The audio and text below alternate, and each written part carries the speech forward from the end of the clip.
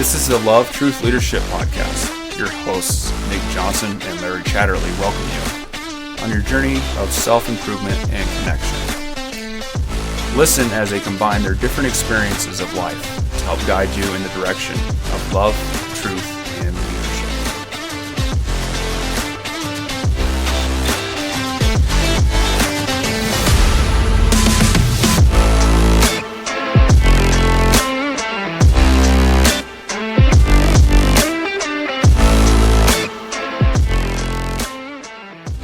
Hi, I'm Nick. Hi, I'm Larry. And this is the LTL show. Welcome to our first podcast. We're going to introduce ourselves a little bit. Why don't you go ahead and start, Larry? Hi, my name is Larry Chatterley. I'm 70 years old, still feeling pretty young. You look young. And I ride my bike a lot, Yeah. as Nick knows. Yeah.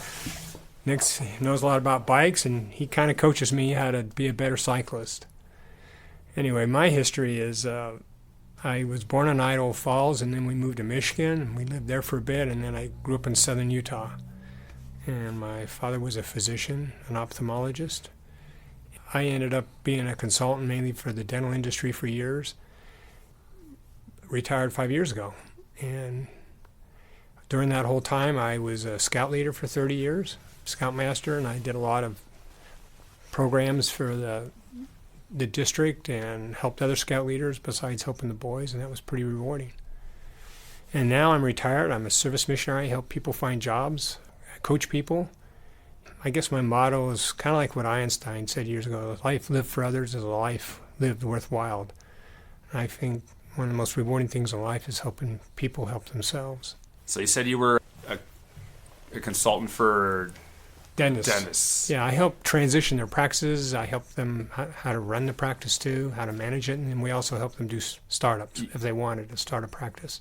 So you've talked to me about your job. You've told me about what you've done and how it is something that has really brought you forward maybe a little bit as far as being able to communicate with people and all that kind of stuff and coaching. And a lot of people think that doctors or dentists mostly have their life together.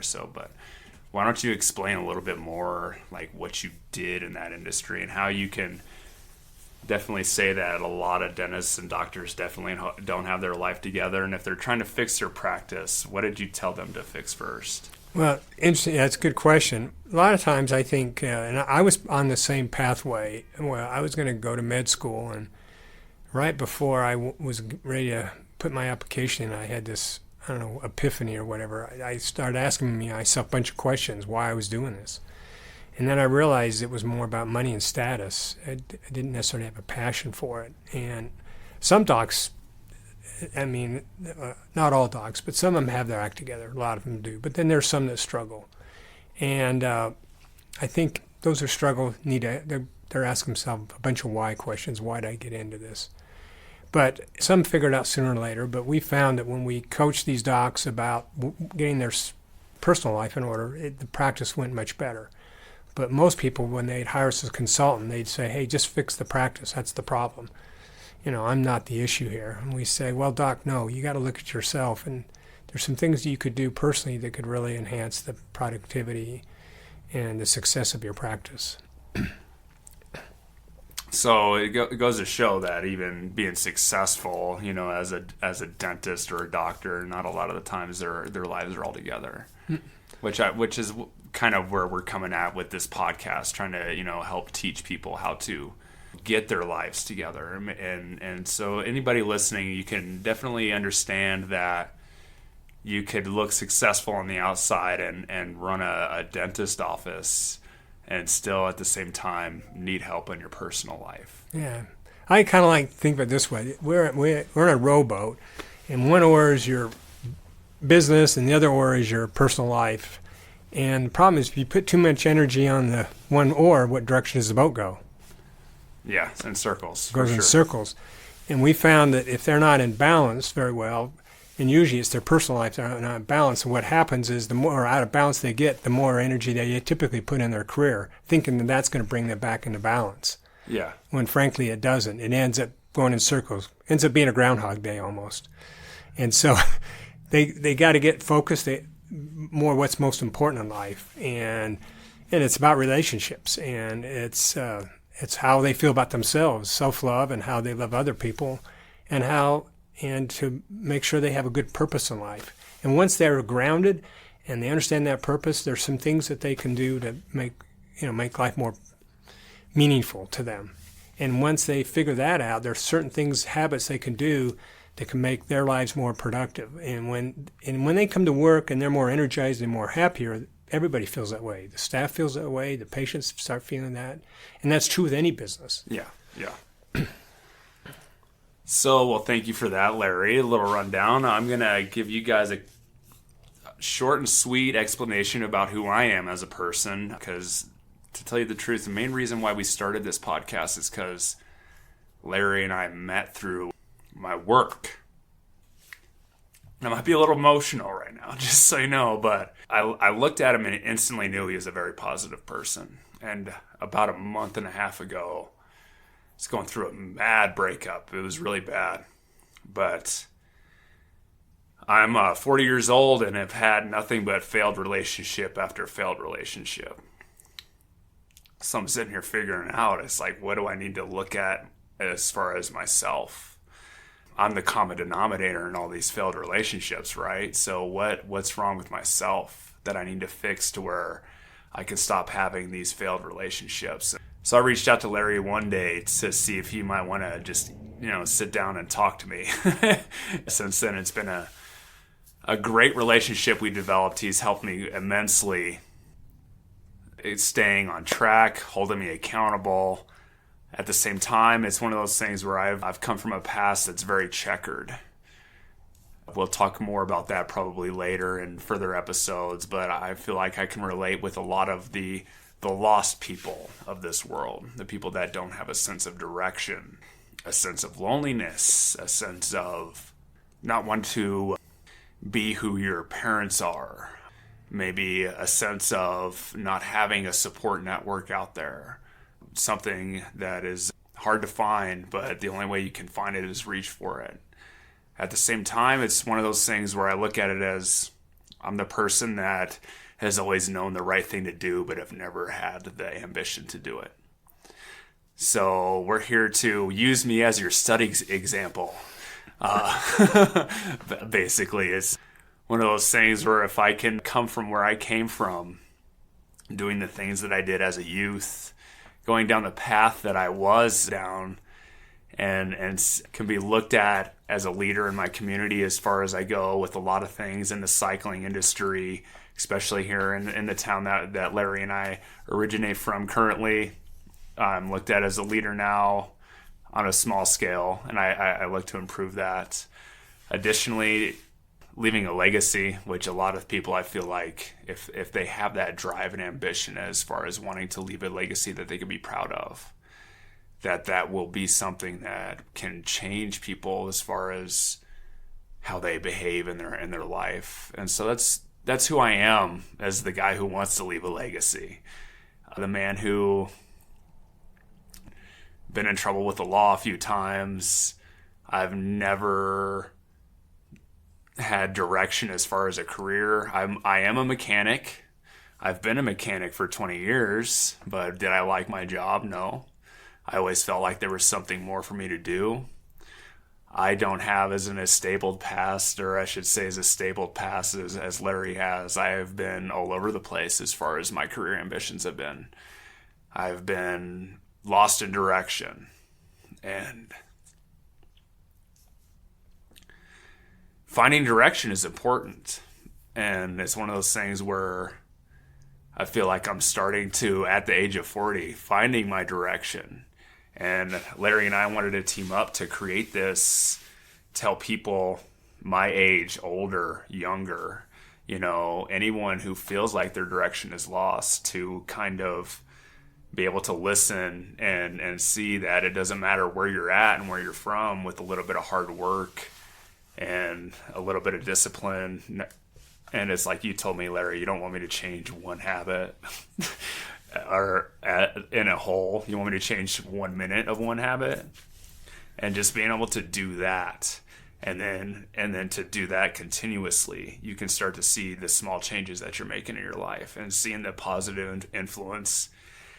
Since I started talking with you, it's been, a month and a half now? Almost 2?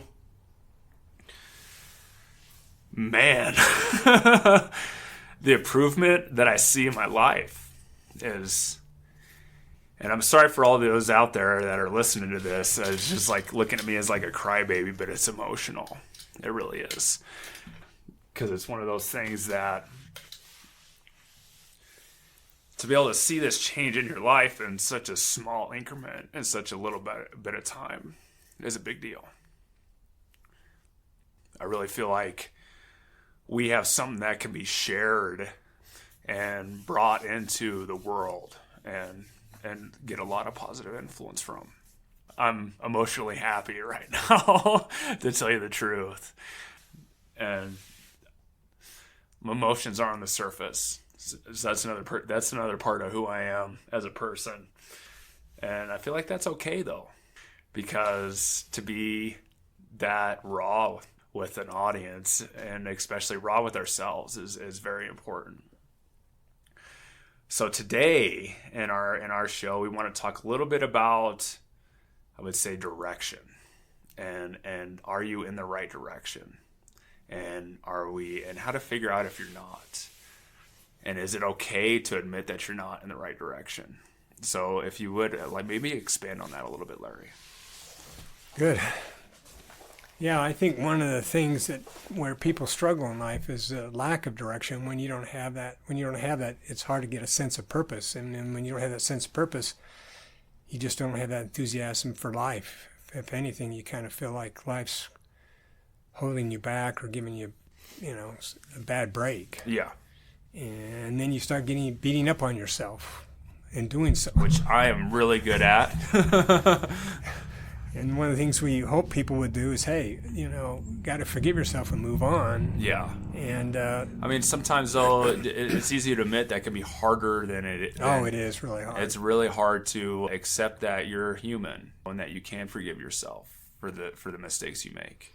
You can. Yeah. And it takes time. And I think I told you before what C.S. Lewis said once. He says things in your past are like, it's like crossing the monkey bars. You got to let go at some point to move forward. Yeah.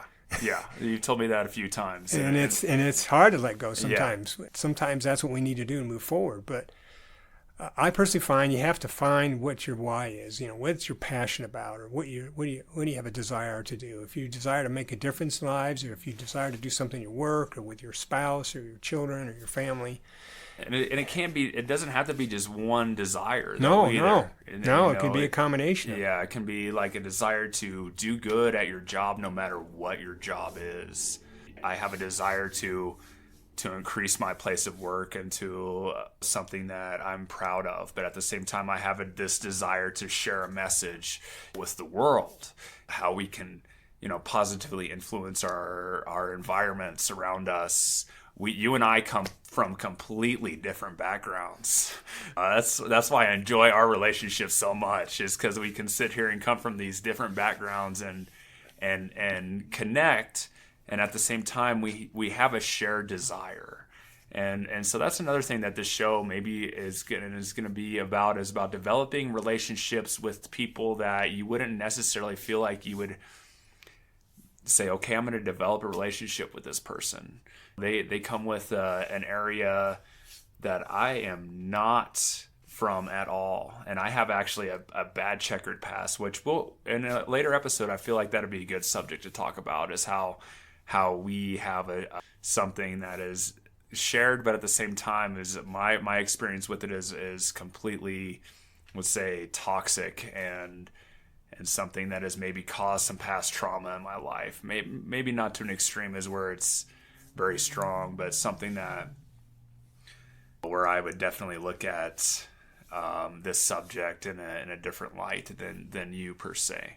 But that being said, you and I have a shared desire to influence youth, for sure, definitely, to influence people positively every day. no matter what I'm feeling on the inside, the next every customer I see, I want them to feel like they had a positive experience at my work. You have that desire with everyone you meet. Sometimes I don't have that. Just like, oh man, I just want you to go away, please. But it's one of those things where finding that desire is very important to having that direction in your life. What makes you excited? Sometimes negative things can make people excited. Drugs, crime, all that kind of stuff. But it's one of those things where that stuff leads to a path of emptiness. It's one of those things where those paths aren't right for you. So let's figure out a different desire. What positivity can I bring, and what desire that I have for myself and for my family, for the people I meet every day, that can bring positivity to their lives. So maybe expand on that a little bit more, Larry. How would somebody find a positive desire? That's good. That's a great question. There's a lot of different things, and we've talked about this before, but the one thing that I've found is the level of a person's happiness is tied closely to the level of gratitude. And there's that magic word, ladies and gentlemen, gratitude. Just so you know, that word is very strong. There was a psychologist out of, I think, Southern California. I can't remember university. It was UCLA or USC. And his name was Professor Emmons. He did some research, and he found out that when people, and they did some research with students and everything, and they found that when people were started focusing on some things they were grateful for every day, that all of a sudden everything else around them started improving. Their relationships got better, their work got better, now they call this movement positive psychology. And so now there's about 100, 200 books on it. Yeah. And there's a lot of different, you can go on TED Talks, they got some good stuff on that as well. But they found that when people started feeling a culture of gratitude, they also felt more appreciation for other people, so they started expressing it. And interesting enough, they found that this created a different mindset. And when that you have a different mindset, you start thinking differently about the world. Instead of always focusing on what's going wrong with the world, you start thinking what's going right with the world. Now, just as somebody who's recently started journaling gratitude, and I've been doing it since I started talking to Larry, it can be tough. Oh yeah. To start with, it's one of those things where it's like, but I'm in such a bad spot. What do I have to be grateful for? And it's like, okay, so I like the quote from Buddha. If I remember it correctly. It goes, what did we do today? I think is what it starts out. But I'm grateful that I learned something. And if I didn't learn, at least I'm grateful I didn't get sick. And if I got sick, I'm grateful I didn't die. That's it. I can't really pull it off the top of my mind right now. And we'll fix this. I'll tell you, I'll find that episode or that quote, and we'll have it, because gratitude is 5 or 6 episodes in itself. Oh yeah, there's a lot to be said about gratitude, and as somebody who just started practicing gratitude, I found it hard to find something to be grateful for. Really, really hard. Because everything was annoying or everything was making me mad.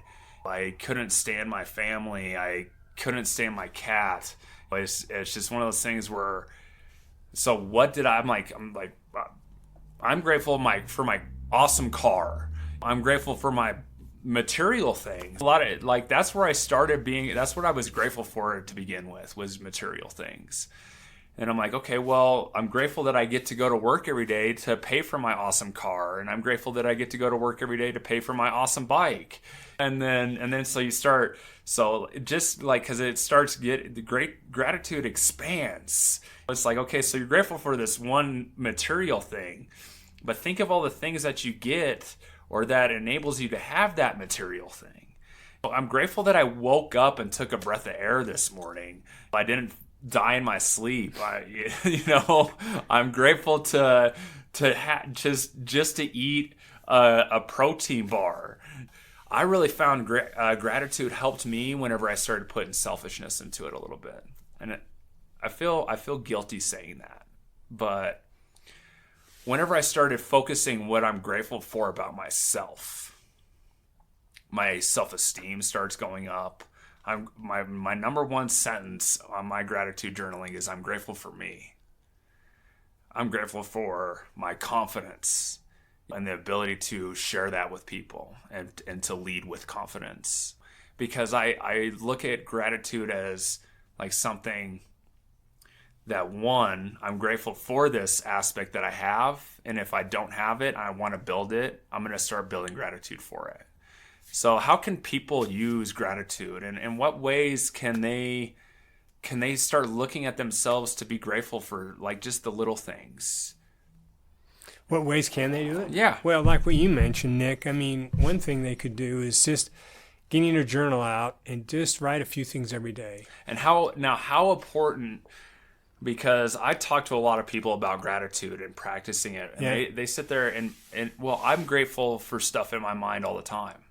It's like, yeah, well, saying thank you and being grateful is two different things. So how important is actually journaling gratitude? It's very important, because when you write stuff, it's both a left brain and right brain activity.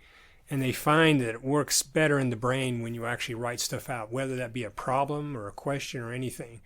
And particularly with gratitude, it's a little more ingrained.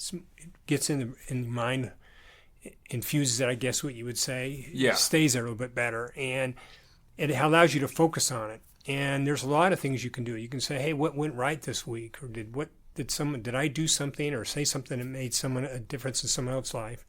And just journaling this, it becomes a journey of self-reflection, and it actually helps the self-esteem and self-love for yourself. Mm-hmm. And when you do that, your world changes in the way you see people. Yeah. Yeah, 100%. Yeah, I've noticed that immensely, especially journaling gratitude. And another thing that I liked that you asked me to do was to send gratitude to like one person a week. Pay it forward. Pay gratitude forward. I'll tell you, the people that I've done that to, that are close in my life, it blows them up. Like they come in, like I'll give you an example. My friend Mike, I had texted him. He helps out at my work every once in a while, and I texted him. I was like, hey, I just wanted you to know how thankful I am that you come to work and help me out, and just how you're just a good friend to me. That night, he came in with a little 6-pack of beer, and it was like, Alex was like, hey, where's my beer at? And he's like, well, Nick texted me today, and so and then you saw his enjoyment on his face about how I threw a little bit, I paid a little bit forward to him, and how he really genuinely appreciated that. And that made me feel good. And then again, I've texted other people on it, and I had this one person say, well, I've never received that before. And that's thank you so much for actually just being thankful for me. I've never received that before. So it's making an impact in someone else's life at the same time, which is big, and that in a journey of self-reflection and self-improvement, that's something that you get to see the immediate positive outlook of. And I mean, maybe you never know. Some people might just take this completely the wrong way. Hey, I'm thankful for you. And if they give you a negative response, like, I mean, what's that got to say about them? Like, because I can imagine, I haven't had that experience yet, but I could see how in today's world, some people might actually have never received gratitude and have never been thanked for something, or not just a genuine thanks, but a thanks of just being there as a person, how they could probably take it the wrong way. And that just goes to show where this world's at, and that how what we hope to do can help improve the situation of people's mind states in today's world, which is where we really want to go with this podcast, is just helping improve the mind state. What visions do you have for this podcast, Larry? Well, that's good. My vision is it's a form of paying it forward. If we can help other people improve their lives, then they can pay it forward to other lives. Yeah. That's what we're all in life together. We're here to help each other out. Yeah, and too many people do not live in that aspect. It's either me or you, right? Yeah. And the more populated this earth becomes, and the more infringed on your privacy. I can only imagine living in some place like China, which you have experience living in. Yeah. But, where your privacy is almost non-existent, right? And the more people that we have in this world and everything is getting closer and closer and closer, we need to increase our level of respect for each other, our level of understanding. And I feel like that's what you and I are here to help people do, hopefully, is to increase that level with everyone. And at the same time, help everybody be a better person.